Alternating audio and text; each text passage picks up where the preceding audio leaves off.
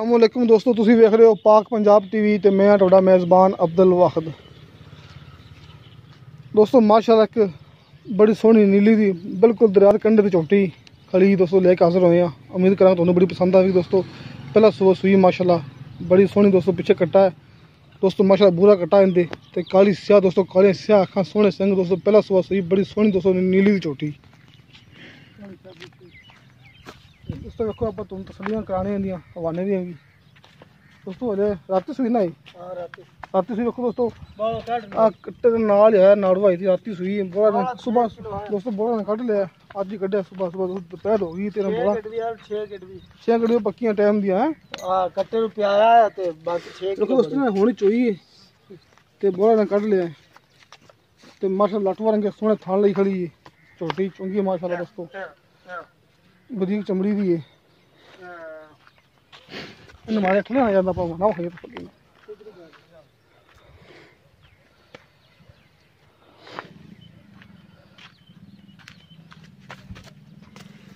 तो देखो दोस्तों सोने थाने दोस्तों तसली काल खुशी की ने मोटर बात थाने लटवा रंगे सोने काली स्याह अखां काली शाह बूटी दोस्तों, बिल्कुल काली स्याह दोस्तों।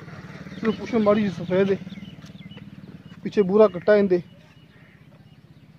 अच्छा जी, हां जी राती सुई है? हाँ राती सुई एक टाइम सुई चोई है? हाँ सुबह चोई है, मैं तकरीबन 5 बजे। थान तो बिल्कुल ठीक है ना, एडा एडा मोटा थाने कीता चंगा चोवो लेकर आई छटा फवा तो नहीं ना ले ले पहले बार अल्लाह वारे सीधा क्या छटा फवा। अच्छा हां ते कितना मुर्दा जय दसी होना जय किले दी बाल है जा फिर आपने आज से जय मो काला पे आज से हो जानी। अच्छा दोस्तों हां जी 270 बड़ा यार बालक तो 4 लाख मंगदे रहे आपा तो गाली नहीं की। अच्छा हां दो विचू की प्यार मोहब्बत करोगे ना? करोगे बिल्कुल करोगे। बड़े कादर बारे बगैर हो तो बाहर एक बंदे जैसी बड़ा है नहीं मैं थोड़ी वाकई में चंगी सोने कादाड़ी है। हां आई तो जागा बाद आई ते बावड़ा बोल लेकर गया 6 किलो बावड़ा कट्टा नाले कट्टे रुपया। हां जी सही हो गया जी माशाल्लाह जी।